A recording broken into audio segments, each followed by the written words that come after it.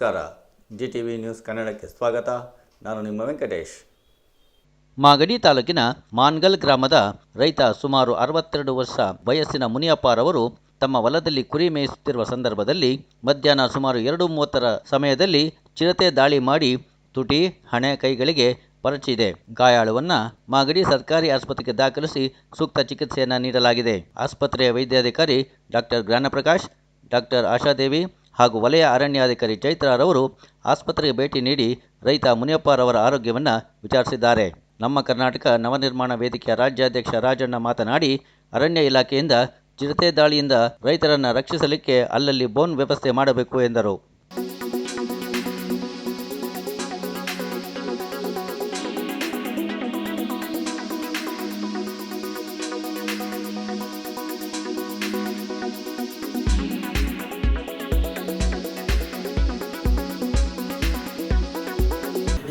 Madam ನಮಸ್ತೆ. ಮುನಿಯಪ್ಪ ಅಂತ ವ್ಯಕ್ತಿ ಚಿರತೆ ದಾಳಿ ಮಾಡಿಕೊಂಡು ಹಾಸ್ಪಿಟ್ಲಿಗೆ ಬಂದಿದ್ದಾರೆ. ತಾವು ಯಾವ ರೀತಿ ಟ್ರೀಟ್ಮೆಂಟ್ ಕೊಟ್ಟರು ಮೇಡಮ್? ಸರ್, ಅವ್ರು ಬಂದಾಗ ಸುಮಾರು 2:45 ಆಗಿತ್ತು. ಅವ್ರನ್ನ ಸಿವಿಯರ್ ಆಗಿ ತುಟಿ ಎಲ್ಲ ಅರ್ಧೋಗಿ 2-3 ಕಡೆ ಅರ್ಧ ಮುಖದ ಮೇಲೆಲ್ಲ ರಕ್ತ ಎಲ್ಲ ಬರ್ತಿತ್ತು, ಕೈ ಮೇಲೆ ಮುಖದ ಮೇಲೆ. ಆಮೇಲೆ ನಾವು ಪರೀಕ್ಷೆ ಮಾಡಲಾಗಿ ತಿಳಿಸು ಚಿರತೆ ಅಟ್ಯಾಕ್ ಆಗಿದೆ. ಫೀಲ್ಡ್ಸಲ್ಲೆಲ್ಲ ಅವರು ಹೊಲದಲ್ಲಿ ಕೆಲಸ ಮಾಡ್ತಾಯಿದ್ದಾಗ ಅರೌಂಡ್ 2:15 ಅಟ್ಯಾಕ್ ಆಯಿತು. ನಾವು ಇಮಿಡಿಯೇಟಾಗಿ ಕರ್ಕೊಂಡು ಬಂದರು. ಬಟ್ ನೋಡಲಾಗಿ ಪೇಷಂಟ್ ಎಲ್ಲ ಕಾನ್ಷಿಯಸ್ ಎಲ್ಲ ಚೆನ್ನಾಗಿದ್ರು. ಓನ್ಲಿ ಅವರು ಕೆಳ ತುಟಿ ಮೇಲೆ ತುಂಬ ಹರಿದ ಗಾಯಗಳಾಗಿತ್ತು 2-3 ಕಡೆ. ಒಳಗಡೆ ಎಲ್ಲ ಫುಲ್ಲು ಥ್ರೂ ಹೋಗಿತ್ತು ಅಷ್ಟೇ. ಅದನ್ನೆಲ್ಲ ನೋಡಿ ಕ್ಲೀನ್ ಮಾಡಿ ಎಲ್ಲ ಸೂಚರೆಲ್ಲ ಮಾಡಿದ್ವಿ. ಆ್ಯಂಡ್ ಮುಖದ ಮೇಲೆ 2 ಕಡೆ ಸೂಚರು ಮತ್ತು ಕೈ ಮೇಲೆ 1 ಕಡೆ ಸೂಚರ್ ಹಾಕಿದ್ವಿ. ಇವಾಗೆಲ್ಲ ಟ್ರೀಟ್ಮೆಂಟ್ ಎಲ್ಲ ಕೊಟ್ಟು ಅಡ್ಮಿಷನ್ ಮಾಡಿದ್ವಿ, ಆ್ಯಂಟಿಬಯೋಟಿಕ್ಸ್ ಎಲ್ಲ ಬೇಕಂತ. Otherwise is fine. Patient condition ಆಗಿದೆ? ಕಂಡೀಷನ್ ಇವಾಗ ಅವ್ರದ್ದು ಸ್ಟೇಬಲ್ ಆಗಿದೆ. ಏನು BP ಅವೆಲ್ಲ ವೈಟಲ್ಸ್ ಎಲ್ಲ ನಾರ್ಮಲ್ ಆಗಿದೆ. ತಿರ್ಗಿ ಪ್ರಾಣಕ್ಕೆ ಅದು ಬೇರೆ ಕುತ್ತು ತರುವಂಥದ್ದು ಯಾವುದೇ ಇದಿಲ್ಲ, ತೊಂದರೆ ಏನಾಗಿಲ್ಲ.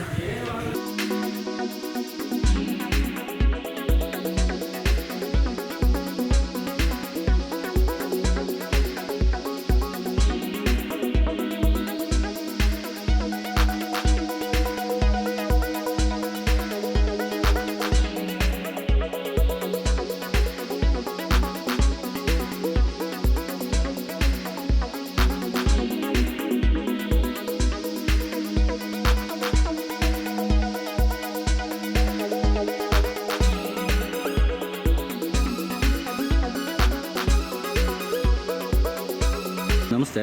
ನಮಸ್ತೆ. ಇವತ್ತು ಮಾನ್ಗಲ್ನಲ್ಲಿ ಮಧ್ಯಾಹ್ನ ಟೈಮ್ನಲ್ಲೇ ಒಂದು ಚಿರತೆ ಅಟ್ಯಾಕ್ ಮಾಡಿದೆ ಅಂತ ಅಂದ್ಬಿಟ್ಟು ಪೇಷಂಟ್ನ ಸರ್ಕಾರಿ ಆಸ್ಪತ್ರೆಗೆ ದಾಖಲು ಮಾಡಿದ್ದಾರೆ ಮೇಡಮ್. ತಾವು ಕೂಡ ಭೇಟಿಯಾಗಿದ್ರಿ. ಏನಾಗಿದೆ ಮೇಡಮ್? ಅದೇ ಅವರಿಗೆ 2:30 ಗಂಟೆಗೆ ಅದು ಅವ್ರ ರೈತರ ಅವ್ರ ಜಮೀನಲ್ಲೇ ಆಗಿರೋದು. So serious injuries, deep injuries ಏನಾಗಿಲ್ಲ ಅವರಿಗೆ. ಅದೇ ಡಾಕ್ಟ್ರ್ ಹೇಳೋ ಪ್ರಕಾರ ಲಿಪ್ಸಲ್ಲಿ ಸ್ವಲ್ಪ ಇಂಜುರೀಸ್ ಆಗಿದೆ. ಸೊ ಇಲ್ಲಿ ಟ್ರೀಟ್ಮೆಂಟ್ ನಡೀತಾ ಇದೆ. ಒಂದು 5 to 6 ಡೇಸ್ ಅಬ್ಸರ್ವೇಷನ್ ಇಡ್ತಾರೆ. ಮತ್ತೆ ಏನಾದರೂ ಸ್ವಲ್ಪ ತುಂಬ ಜಾಸ್ತಿ ಆಯಿತು ಅಂತ ಅಂದರೆ ಬೇರೆ ಕಡೆನೂ ಕಳಿಸ್ತೀನಿ ಅಂತ ಹೇಳಿದ್ದಾರೆ. ಬಟ್ ನಾವು ಡಾಕ್ಟರ್ ಹತ್ರ ಮಾತಾಡಿದ್ದೀವಿ, ಒಳ್ಳೆ ಟ್ರೀಟ್ಮೆಂಟ್ ಕೊಡಿ ಅಂತ. ಸೊ ಅದೃಷ್ಟವಶಾತ್ ಅವರು ಇದರಿಂದ ಡೇಂಜರಿಂದ ಪಾರಾಗಿದ್ದಾರೆ. ಮತ್ತು ಎಲ್ರಿಗೂ ಹೇಳೋದಕ್ಕೆ ಇಷ್ಟಪಡೋದು ಏನಂತ ಅಂದರೆ, ಸೊ ನಿಮ್ಮ ಜಮೀನಲ್ಲಿ ನೀವು ಕೆಲಸ ಮಾಡ್ತಾ ಇರಬೇಕಾದ್ರೆ ಸ್ವಲ್ಪ ಬಕ್ಕೊಂಡು ಕೆಲಸ ಮಾಡೋದನ್ನ ಕಮ್ಮಿ ಮಾಡಿ. ಆಮೇಲೆ ನಿಮ್ಮ ಪ್ರಾಣಿ ಮೇಲೆ ಅಟ್ಯಾಕ್ ಮಾಡ್ತಿದೆ, ಅದು ಮಾಡ್ತಿದೆ, ನಾನು ಇಟ್ಕೊಳ್ಳೋಕೆ ಹೋಗಬೇಕು, ನನ್ನ ಪ್ರಾಣಿ ನನಗೆ ಕಾಪಾಡ್ಕೋಬೇಕು ಅಂತ ಅಂದರೆ ಆಗಲ್ಲ. ಅದಕ್ಕೋಸ್ಕರನೇ ಪರಿಹಾರ ಅಂತ ಇದೆ ನಮ್ಮ ಗೌರ್ಮೆಂಟಿಂದ. ಸೊ ಪ್ರಾಣಿ ನೀವು ಸತ್ತೋದ್ರೆ ಗೌರ್ಮೆಂಟಿಂದ ಪರಿಹಾರ ಕೊಡ್ತಾರೆ. ನಿಮ್ಮ ಇದು ಏನು ಜೀವ ನಿಮ್ಮ ಕೈಲಿರೋದು.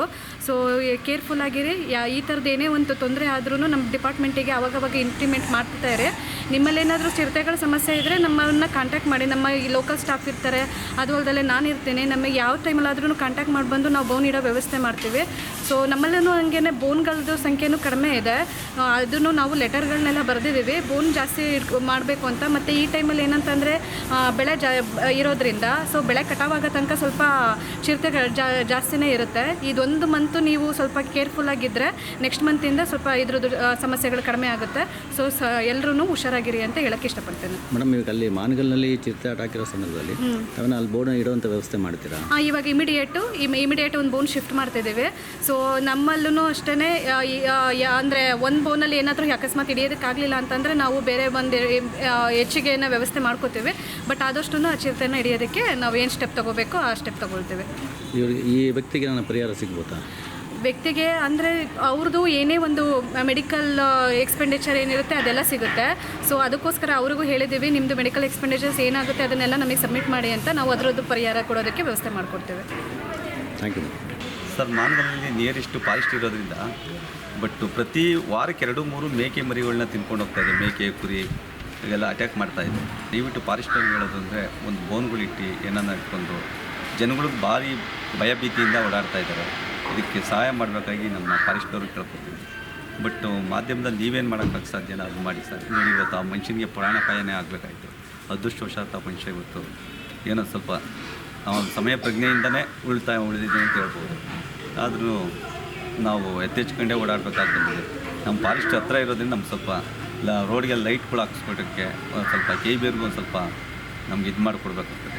ಫಾರೆಸ್ಟ್ ಹತ್ರದಲ್ಲೇ ಇರೋದ್ರಿಂದ ಊರು ಮಗ್ಲಲ್ಲೇ ಇರೋದ್ರಿಂದ ದಯವಿಟ್ಟು ಫಾರೆಸ್ಟ್ನವ್ರಿಗೆ ಮತ್ತು KBR ಹತ್ರ ಕೇಳ್ಕೊಳ್ಳೋದು ಇಷ್ಟೇ. ಸ್ವಲ್ಪ ಸಹಾಯ ಮಾಡಬೇಕಾಗಿದೆ. ಸ್ವಲ್ಪ ನಮ್ಮ ತಾಲೂಕಿನಲ್ಲಿ ಈ ಚಿರತೆ ಅವಳಿ ಜಾಸ್ತಿ ಆಗಿದೆ. ದನ ಕರು ಹಸುಗಳು ಮೇಯಿಸಕ್ಕೆ ಹೋಗಿರತಕ್ಕಂಥ ರೈತರಿಗೆ ಇವತ್ತು ನಮ್ಮ ತಾಲೂಕಿನಲ್ಲಿ ಅನ್ಯಾಯ ಆಗ್ತಾಯಿದೆ. ಈ ನಮ್ಮ ಅರಣ್ಯ ಇಲಾಖೆ ಅಧಿಕಾರಿಗಳು ನಾಳೆಯಿಂದಲೇ ಎಲ್ಲ ಹಳ್ಳಿಗಳಿಗೂ ಚಿರತೆ ದಾಳಿ ಮಾಡಿರೋದ್ರಿಂದ ಬೋನ್ಗಳನ್ನು ಇಕ್ಬೇಕು ಅಂತ ಹೇಳ್ತಾ, ಮತ್ತು ಅದೇ ರೀತಿ ಅವರಿಗೆ ಪರಿಹಾರನೂ ಕೂಡ ನಮ್ಮ ಸರ್ಕಾರದಿಂದ ಅವ್ರು ನೇರವಾಗಿ ಅವರಿಗೆ ಪರಿಹಾರನೂ ಕೂಡ ಈ ನಿಟ್ಟಿನಲ್ಲಿ ಅವರಿಗೆ ಕಳಿಸ್ಬೇಕು ಅಂತ ಹೇಳ್ತಾ, ಅದೇ ರೀತಿ ಎಲ್ಲ ತಾಲೂಕಲ್ಲೂ ಇವತ್ತು ಚಿರತೆ ದಾಳಿ ಮಾಡಿ ರೈತರಿಗೆ ಅನ್ಯಾಯ ಆಗಿದೆ. ದಯವಿಟ್ಟು ಎಲ್ಲ ಗಮನ ಹರಿಸ್ಬೇಕು ಅಧಿಕಾರಿಗಳು. ಸುಮ್ಮನೆ ಈಗ ಯಾರನ್ನ ಕಳಿಸ್ತೀರಾ ಅವರೆಲ್ಲ ಇಟ್ಬಿಟ್ಟು ಬರ್ತಾರೆ, ಅದು ಬೇಜವಾಬ್ದಾರಿ ಆಗಿದೆ. ಅದನ್ನು ಬಿಟ್ಟು ನೀವು ಎಲ್ಲ ಕಡೆಯೂ ಒಂದು ನಮ್ಮ ಚಿರತೆಯ ವೆರಿಫಿಕೇಷನ್ ಮಾಡಿ ಸೂಕ್ತವಾಗಿ ನ್ಯಾಯವನ್ನು ಕೊಡಬೇಕು ಅಂತ ಹೇಳ್ತಾ ನಾನು ನಮ್ಮ ಕರ್ನಾಟಕ ನವನಿರ್ಮಾಣ ವೇದಿಕೆಯಿಂದ ಒಂದು ಮನವಿ ಮಾಡ್ತಾಯಿದ್ದೀನಿ. ಇದು ಇವತ್ತಿನ ಮಾಗಡಿಯ ಸುದ್ದಿ ಸಮಾಚಾರ. ನಿರಂತರ ಸುದ್ದಿ ಸಮಾಚಾರಕ್ಕೆ ವೀಕ್ಷಿಸಿ ನಿಮ್ಮ GTV ನ್ಯೂಸ್ ಕನ್ನಡವನ್ನು. ವಂದನೆಗಳು.